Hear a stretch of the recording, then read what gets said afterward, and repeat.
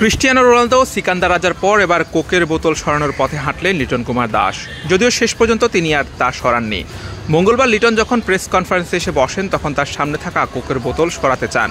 সাংবাদিকদের সঙ্গে দুষ্টামি করে বলেন, আমিও কোকের বোতল নামিয়ে দিব। পরে অবশ্য নামাননি, তিনি নিজেও কোক পছন্দ করেন বলে রসিকতা করেন।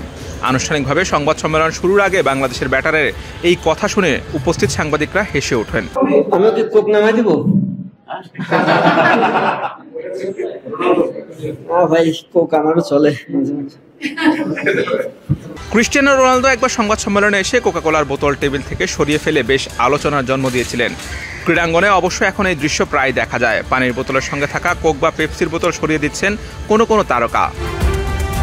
গত বছর বাংলাদেশের বিপক্ষে সিরিজের আগে চট্টগ্রামের সংবাদ সম্মেলনে কোকাকোলার বোতল সরিয়ে দেন জিম্বাবুয়ের তারকা ক্রিকেটার সিকান্দার রাজা। তবে রাজার এমন করার পেছনে স্বাস্থ্য ঝুঁকির সচেতনতা বাড়ানোর ব্যাপার নেই হয়তো। গাজা ইসরায়েলের আগ্রাসনের কারণে বিশ্বের বিভিন্ন দেশে পশ্চিমা পণ্য বর্জনের হিড়িক চলছে। এর অন্যতম কোমল প্রাণীয় ব্র্যান্ড কোকাকোলা। বাংলাদেশেও কোকাকোলা বয়কট করেছেন অনেকে। তবে রাজা এই জন্যই যে কোকাকোলার বোতল সরিয়েছেন কিনা তা অবশ্য জানাননি। এদিন মিরপুরের রাজার স্মৃতি ফিরিয়ে আনলেন লিটন। কোকের বোতল সরানো নিয়ে করলেন রসিকতা। লিটনের এমন খুশ মেজাজের পেছনে যে তার সাম্প্রতিক পারফরমেন্স একটা কারণ, তা তো আর বলার অপেক্ষা রাখে না। পাকিস্তানের বিপক্ষে দুর্দান্ত এক সিরিজ কাটিয়েছে বাংলাদেশ। ভারত সিরিজেও রাখতে চান অবদান। আমিও কি কোক নামাই দিব? ভাই কোক আমারও চলে। দেখেন, আমরা পাকিস্তানে খুব ভালো ক্রিকেট খেলেছি। এটা আমার কাছে মনে এটা পাস্ট হয়ে গেছে, বাট এখান থেকে আমরা কিছুটা কনফিডেন্স পেয়েছি। বাট হোমে যখন ইন্ডিয়ার সাথে খেলবো, ইন্ডিয়া অলওয়েজ বেটার সাইড।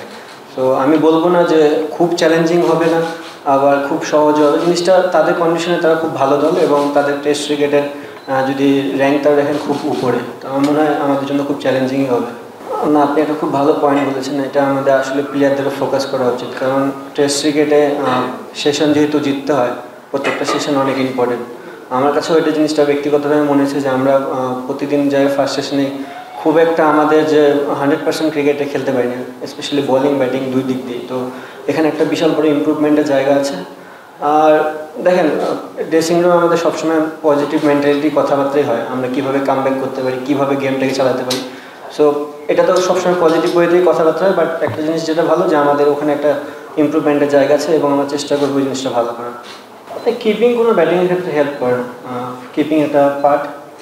যদি ফিল্ডিং করি, ফিল্ডিং যেভাবে করতে হয়, কিপিং জিনিসটা সেম। আর আরেকটা কী বললেন জানি,